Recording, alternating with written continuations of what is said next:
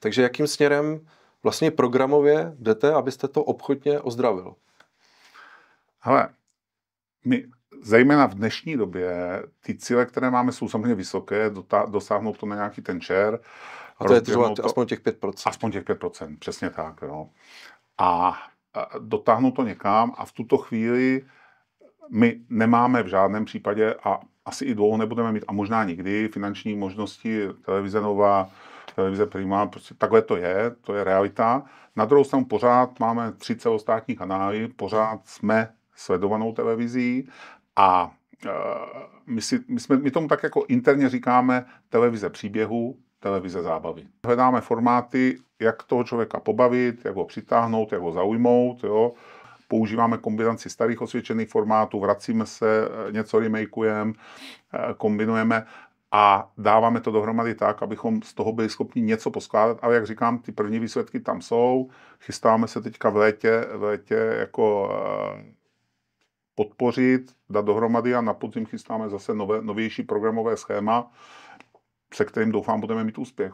Tak zpočátku jsme vlastně investovali vlastní zdroje, abychom to vůbec rozběhli, protože v té chvíli to bylo velmi nejisté, či jsme si netroufli do toho vtahovat jakékoliv externí investory, či slibovat dluhopisy, ale potom my jsme tam v podstatě skoro 2 roky, to znamená, a rok jsme tam už úplně samostatně, tak po té dvouleté zkušenosti tak jsme si troufli, emitovali jsme dluhopisy za tuším 11,2%, s kvartálním v podstatě výplatou výnosu, 4leté a v tuto chvíli musím říct, že se to pomalu začíná pěkně rozbíhat, to znamená, daří se nám to umisťovat na trhu, máme tam 90 milionovou emisi, takže počítáme s tím, že by nám mohla podpořit vlastně tu výrobu, finance používáme na investice právě do té digitální knihovny, do toho archivu, do vlastní tvorby a do vlastní výroby, což je taky důležitá věc, protože samozřejmě my nemáme ty rozpočty takové, abychom si mohli dovolit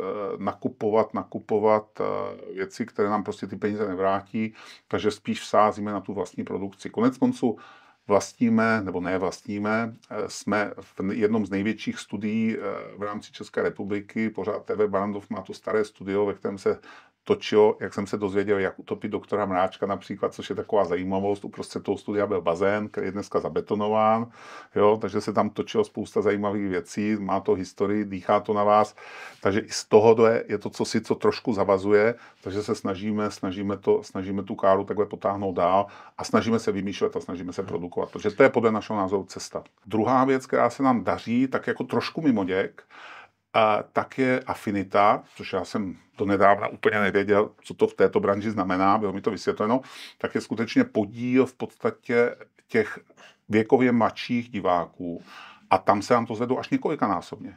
Znamená to tedy, že o ty dluhopisy jako je tedy zájem na tom trhu? Ano, jsem to správně, takže ano.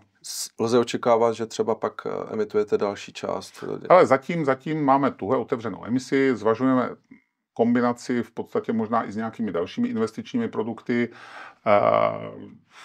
Dáváme dohromady teď nějaký investiční plán na další roky, takže ano, dá se očekávat, že v okamžiku uzavřeme tu emisi a já předpokládám, že zatím to tempo růstu a náběhu, jaké je, tak si myslím, že nebude příliš troufalé, když řeknu, že do podzimu si myslím, že tuhle emisi uzavřeme a v ten okamžik se samozřejmě rozvídeme. My tam vidíme 2 velká pozitiva.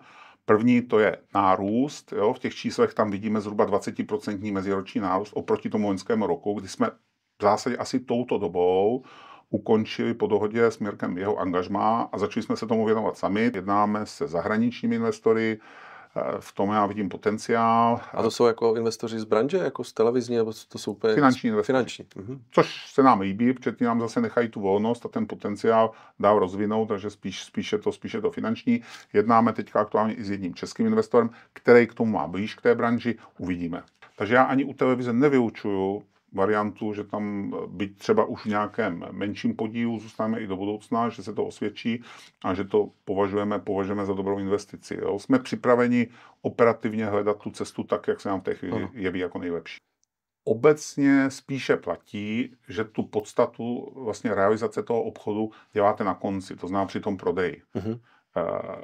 Nespomínám si, že bychom měli případ, kde by ten provozní zisk v podstatě převýšil ten konečný výnos. Na druhou stranu vlastně dobře nastaveném setupu to může fungovat tak, že ten provozní zisk vám vylepší ten koncový výnos, klidně i výrazně, ale myslím si, že zatím, pokud pátrám v paměti, že se nám nestalo, že bychom tímto předčili. Na druhou stranu, pokud jsou investice nebo reorganizace, které tímto způsobem děláme a mají zajímavý provozní výnos, tak dneska už na začátku tak nebylo a dneska je to tak, že si je ponecháváme. Řešili jsme, tuším, to byl hotel Savoy ve Františkových Lázních a tam jsme právě bojovali, jako my jsme celkem známí tím, že reorganizaci dáváme přednost, že se vždycky snažíme ten reorganizační proces jakoby opravdu preferovat, tak tam naopak jsme byli výrazně proti tomu reorganizačnímu procesu. Byla to společnost ze skupiny Arca Investment, to je poměrně známá investiční kauza a asi nejznámější v těchto zeměpisných šířkách. A tam naopak je to vždycky o tom posouzení. Ono těžko dopředu říct, co je lepší, a chci říct jednu věc, že tam v podstatě podle našeho názoru ta reorganizace, ten provoz by byl ztrátový, vlastně projídal by tu podstatu a na konci by pro ty věřitele zbylo podstatně méně peněz, protože by se to vlastně projedlo a zhroutilo by se to na konci. My dneska se pohybujeme na tom šeru někde kolem 2,5%.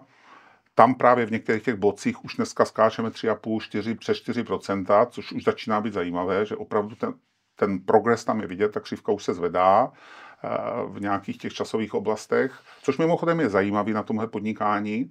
Já se ráno o 7:30 podívám do mailu, vidím, jaký předchozí den byl, jaká byla sledovanost, mohu se podívat po minutách, kolik lidí si nás zapnulo, jaká vlastně věková kategorie a kolik jsme za ten předchozí den vydělali peněz. Kdybych tomu nevěřil, tak už tam nejsem.